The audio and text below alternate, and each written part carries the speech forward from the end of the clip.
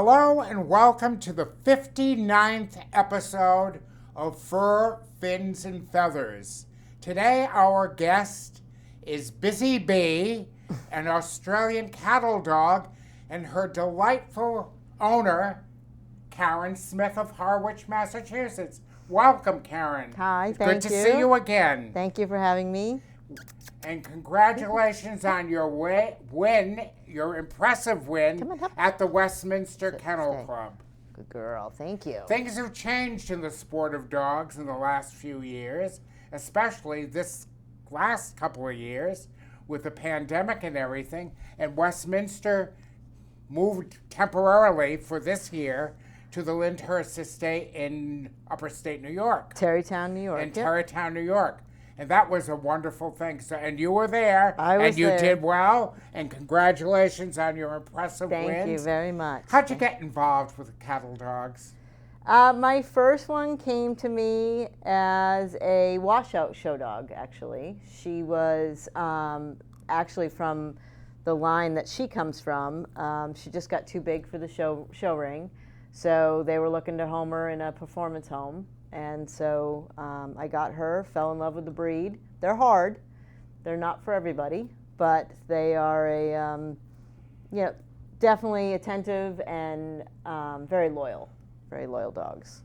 And they're very versatile breed. Yes, yes. So tell us about Bizzie Bea and her win at Westminster. Bizzie Bea and I met actually 2 years ago in July. I had met her uncle showing in Pennsylvania and met her sister and ended up going down and picking her up. She was 13 weeks old when I got her. And I knew I wanted to show her, but I also wanted to do obedience and rally obedience and barn hunt and a few other things with her. This is a very versatile breed, isn't it? Very. You could do really anything with them, yes. Okay. So Bizzie is very laid back for a cattle dog. This is not a normal behavior for them to lay here.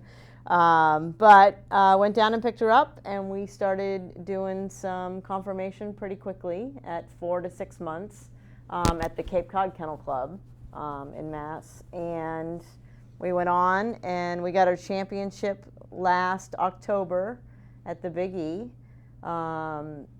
And I don't remember what kennel club it was, and I apologize. But then we went to Florida for January, and while we were in Florida showing there, the Brooksville circuit, we ended up getting our grand championship.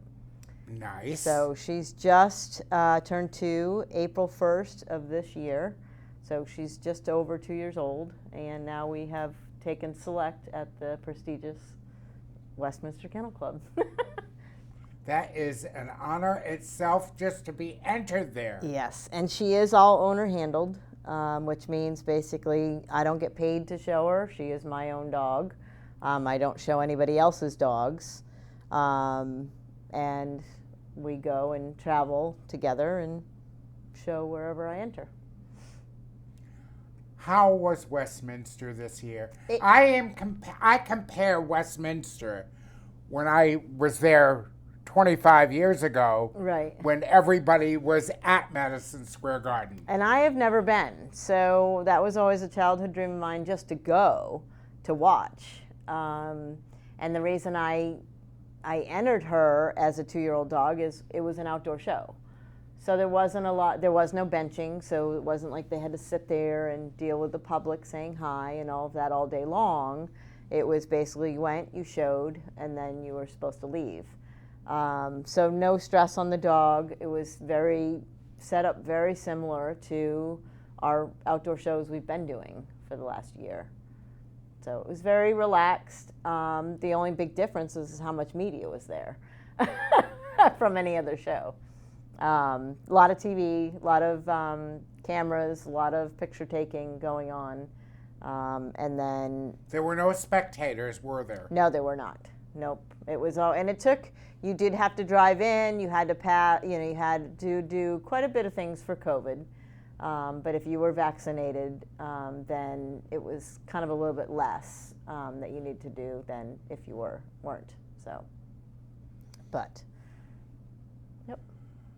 And you have some trophies, some prestigious little trophies. So we did go select bitch, which means basically the second best girl in the ring. They also gave us a silver medallion for that, which was pretty cool. And then, of course, obviously the ribbon. And then this is just the catalog with everybody that entered is in the catalog. So, but what was the? I remember going as a spectator. Mm-hmm. I guess 30-some years ago, and it was the event of the day. It was not quite. I mean, it definitely was special, and don't get me wrong on that. It was, but because it wasn't downtown New York, it didn't have the stress I felt that maybe it would have. And again, I've never been to the other. But this is actually the one show I usually go in and I show because it is owner handled that I do.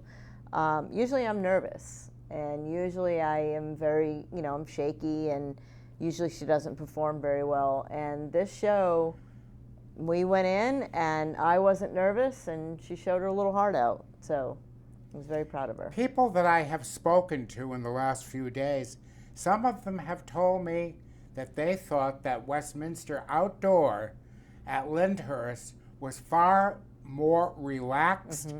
and people were far more comfortable Yes. than having to truck through Manhattan. To get your dog, yes. Yeah, or go on the buses, or what I've heard, you have to ride the trains or the subways, and we didn't have to do that. We drove in. It was just like a regular outdoor show, and I loved it. It was fantastic. It was a great day. So. And the grounds were beautiful, I hear. They were beautiful. We do have pictures of us in front of the castle, and we went walking around. As I told you before we came on, we had our Kerry Blue National there one year, Mm-hmm. and I stayed and exhibited, and it was a very beautiful venue. Yes. Overlooking the Hudson River. Yep. Yeah, it was definitely, it was really, really pretty. I didn't get as much chance to really walk around. I was just doing a lot of the vendors. We did a little bit with. How were the vendors? There wasn't any vendors. It was more sponsors. Okay. So we spent some time with Embark. We helped them on a study. They were looking at which, are dogs ambidextrous like some humans are, or are they left-handed, right-handed, that kind of stuff. And then there was Trupanion there. And we spent some time with them. And there, a few other. So there weren't vendors per se? No, there were not. You could not buy, other than Cherrybrook, which is usually at most of the shows, which is basically if you brush breaks or you need chalk for your dog. Exactly. They were there, but that was the only actual vendor at the show. But it still was a beautiful venue. It was. And very well run. Great dogs and great judges. Yes. Yep. They, and like I said, the judge liked her, so that was good. And that was nice. Tell us about her. So Bizzie Bea is just 2 years old. This is her pretty much norm. I've worked really hard on getting her to, when I'm talking or doing anything, she's just supposed to settle.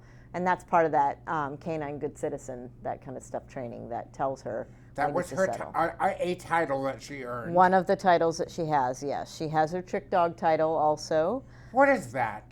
Trick dog is they have to do different tricks on command.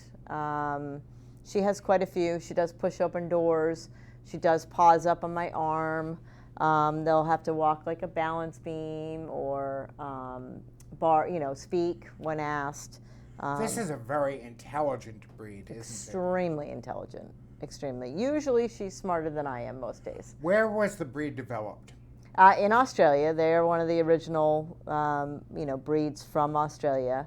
There is some debate as to how they were developed. There is a new book out by Guy Hull that has kind of kiboshed a lot of the theories on how these guys were developed. But they do come from a cur type dog and a dingo.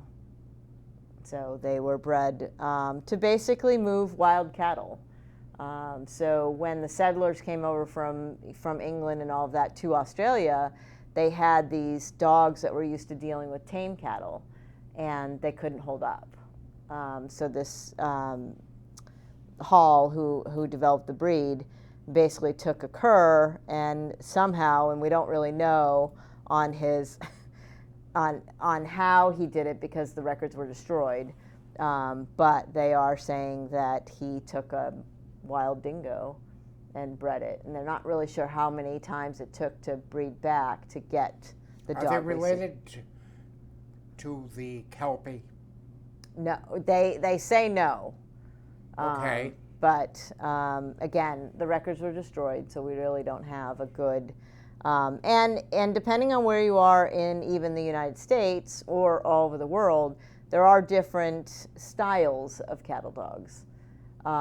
So some are more up, have more in the front and a little bit less in the rear. They are built differently depending on what part of the country you see them. She is, her line is from Florida, and also her dad's from New Jersey, but this style of cattle dog is more prevalent. You'll see it in Florida, the southern states. So if I were to judge, and I was looking down the line, would there be differences in the type? Yes. Yep. Yeah, they, and there were at Westminster. There were definitely a few different types of dogs there. The dog that went best of breed actually happens to be her cousin. So the judge was very consistent in that he placed, similar types of dogs. And we obviously are not keeping her awake. So what do you do with her? You said there are many different activities that owners can, that if somebody wanted to buy and own one of these dogs, yep. an Aussie, what could they do? Different kinds of activities. So for her, my goal in her later years is to become a therapy dog. She's very quiet, as you can see, and very I'm ready to take her home. Yeah. But our main goal, now that we've gotten our grand championship in the conformation ring, is to go into the obedience ring and the rally obedience, and work there, and then also to do barn hunt. Does she do any agility work? No, she's not a fan of agility. Okay. That requires a little bit of effort that she doesn't really want to put out. Okay. And she's not a fan of dock diving either. We've tried them all. But when I'm actually going to Florida in December, and we will pick up and start doing herding down there, and she'll be started on sheep down there. So in December. So. Can you wake up? So talk about barn hunts. So barn hunt is basically they have pet rats in tubes, and they hide the tubes. And there's usually a novice, there's an empty tube, a tube with dirty shavings, and then a tube with a rat in it. And they have 2 minutes to go into this little area with a bunch of straw bales, and they have to go through a tunnel. They have to get up on the straw bale, and then they also have to find the one tube that has the rat and alert us, the owner, that there is a rat in there, and then we have to call it out. So. And how is she with that? We have not competed in barn hunt yet, but we have tried it, and the first time it took her about a minute to find the rat. The second time, 17 seconds. So she's very proficient. She's very good at finding vermin. And they are farm dogs, so they should be able to work the livestock. They should be able to guard the farm, and they should be able to get rid of vermin that are on the farm. And they are very versatile in doing that. Is this breed very popular in its native country, in Australia? Yes. Yep. They... I'm not exactly on the numbers. I would say they're becoming more popular here in the Northeast. A lot of people. There was a good entry at Westminster, wasn't there? There was supposed to be 18 dogs. 5 boys did not show up, but there were 13 that showed. 8 girls and 5 boys. Okay. So, but she is the red. They do come in the blue, which is the dark, kind of the steel, bluish color. Yeah. Bizzie, can you wake up? How do you groom her? She gets a bath. When she's shedding, I will brush her, but overall, it does not. I don't really do a lot with her. I come from collies and shelties, and so this is a very nice dog to have that I don't have to do any grooming, other than nails. We do trim her nails every couple weeks to keep them short. They do all have to have, in the cattle dog, one of the standards is they do have to have all black nails. Not allowed to have any white. Good girl. Good job. So. Do you plan to become a judge? No, I do plan on becoming a breeder. Bizzie will be bred hopefully January of next year, but I don't plan on doing. Pick out a dad for her. Yes, we have a few that we're interested in. Bizzie, come up. Bizzie, hey, look right here. She is very beautiful. Stand, good girl. Step, step, step. Come here, stand. Good girl. Good job. They don't bark a lot, do they? Some do. She does not. She is not a barker at all. She. I'm ready to take you home. She says, okay. Hi. Yes. Hi. Yes, she's a good girl. Good job. Come here. Turn around. Sit. So it was a good experience going to Wampanoag, going to Westminster. It was a great experience. And you've also shown her, and she's also appeared at the Wampanoag Kennel Club at different things, hasn't she? Yes, we we actually trained with Mickey to get ready for Westminster, which was fantastic. She's a great instructor. And I've gone to Wampanoag to do work on rally obedience and then also regular obedience. So we've done. But so all in all, it was a very positive experience being at Westminster. Yes, it was very. I would love it if they kept it an outdoor show, but to put up that tent that they put up to do the groups in, which they mimicked Madison Square Garden, was quite a feat. And I don't know if they're willing. That was a huge undertaking, yes, wasn't huge. It took over 2 weeks to set that up. Stop. So. Yep, it was definitely, but it was stunning. We did go in and we toured through it, and absolutely amazing job. What they were able to do. To do, yes, out of a tent. So lie down, good girl. Stop. Talk about her feeding. So for her, most people will say she looks a little on the heavier side, and we do work hard on her diet. I have actually pulled all carbs out of her diet. We do raw meat, we do a raw protein, and then we do vegetables for her. She's just one of those, this whole line of dogs tends to hold on to their weight a little bit more than other lines. And just like in any breed, you have some that, do differently. She's had all the testing done. There's nothing wrong with her. She just likes to hang on to her little bit of extra, right? But she's also a very quiet dog, so burning calories is challenging for her because she would prefer to just, lounge around. Now, if I was out on a farm, which I am not, I have a 1/4 of an acre of land with chickens, and when we're out working, chipmunks and bunnies and squirrels, she's moving and doing. And I'm hoping once we get to Florida and get her out on livestock, we will definitely get her a little bit more in shape to where she should be. But, right, you're a good girl. Now, what other breeds do you have? She is my only dog I have now. I lost 2 actually last year. I had a Corgi and a Sheltie. You had Bella. I had Bella, my Pembroke, mismarked Pembroke Corgi.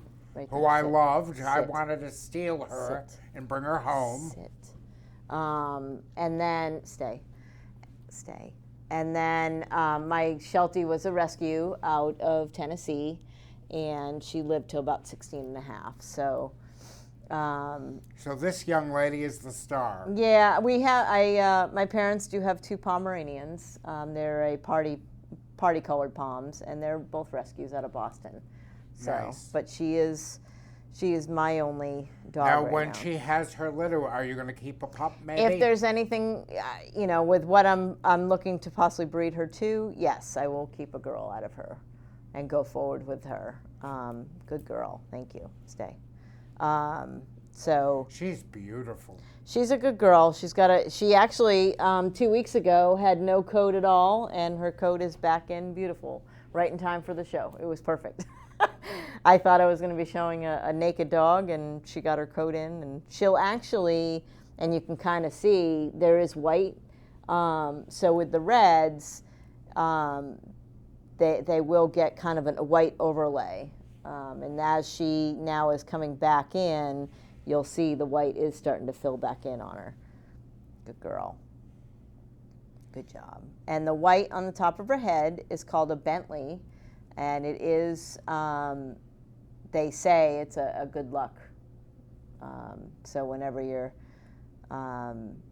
we always send out Bentleys, which is basically their prayer or good luck for, so that's what that big white spot on her head is called. And she easily became a champion. Yes. She went pretty quickly. I mean, I was a little concerned, but she was just over a year.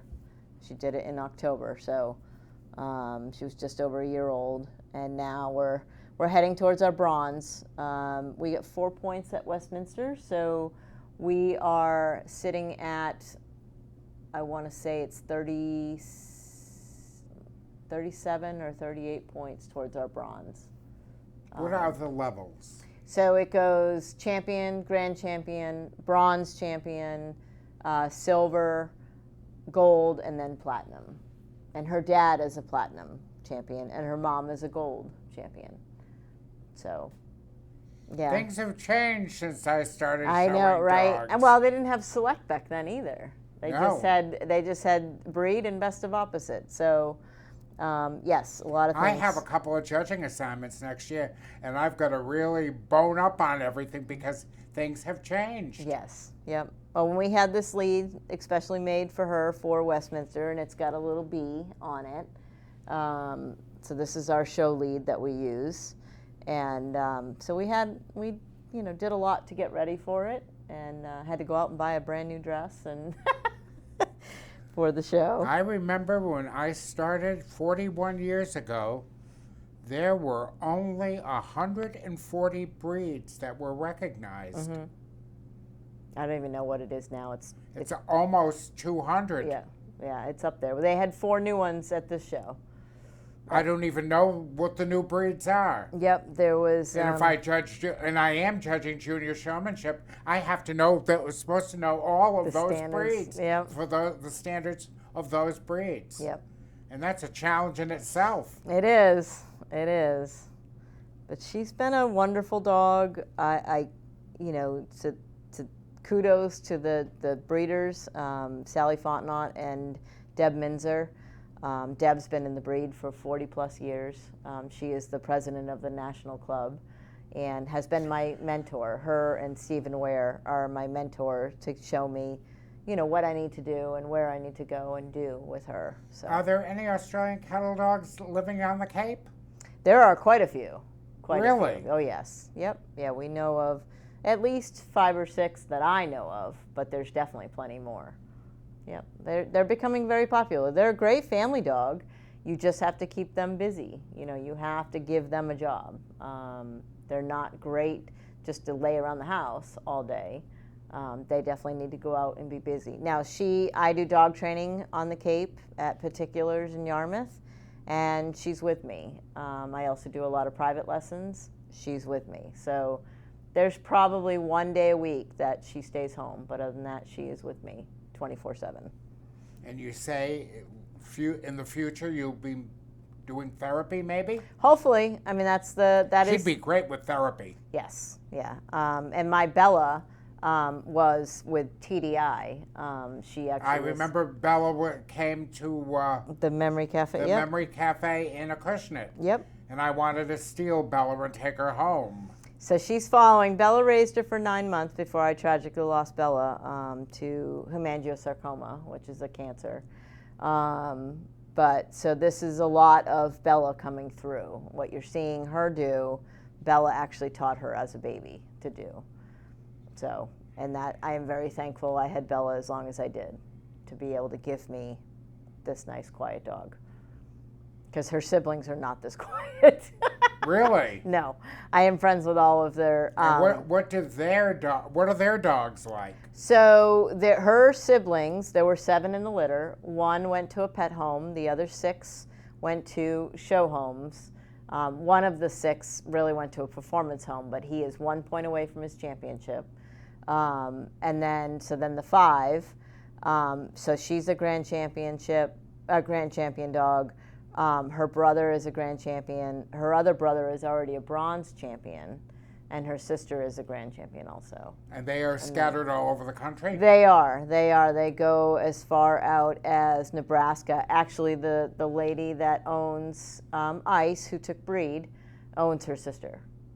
Nice. So, and Dottie, and she's also a grand champion. So, and then Stephen Ware in New Jersey, who was showing, and he unfortunately didn't make it in the ribbons, but he owns Tilly, her sister, who is a champion also. So we're so it was a big happy family, wasn't it? It was a good breeding, and great dogs came out of it. We still have a little bit of health testing to do before we breed her, but yeah. But I saw some pictures from the Westminster weekend of few people, and they all look so happy, and the dogs were beautiful. It was a great, again, I've watched Westminster, and I've watched the breed judging on the live feeds, and I'll tell you, the dogs being outside, I think, were a lot more. You saw true movement in the grass. You were able to see the dogs move, and that, especially for the herding breeds. And then you also, I think they were just happier. I mean, we had perfect weather on Saturday. I heard, because you can't go back in on Sunday. You were only allowed to go in the day you were showing. But I heard that the Sunday it was a little bit warmer, but Saturday was perfect. It was 70 degrees, nice breeze, overcast. Saturday was a fabulous day. Yes. Yep, it was. Well, it was fantastic for us. So. You got a beautiful ribbon, a rosette. Yep. And then our little medallion, the silver medallion. So we're very. I hope you're going to have a painting made of her. We'll see. We've got a lot more to do. She is exquisite. She's a good girl. She really is a. A lot of people look at her and they, she's not the average cattle dog, and she's not. She's above average, in my opinion. And she's beautiful. Thank you. And it's been a pleasure. This has gone by so quickly, but it has been a pleasure, Karen, having you on the show with your fabulous Australian cattle dog. You'll have to come back again. I will. Busy. Show us you want to say other hi to things. Him? Ready? Sit. Busy. Ready? Sit. Sit. Good. Speak. You speak? Nope. Speak. Speak. Speak. Louder. Speak. Yeah, a good girl. Very good. Good girl. Thank you, everybody, and welcome once again to Fur, Fins, and Feathers. Good job.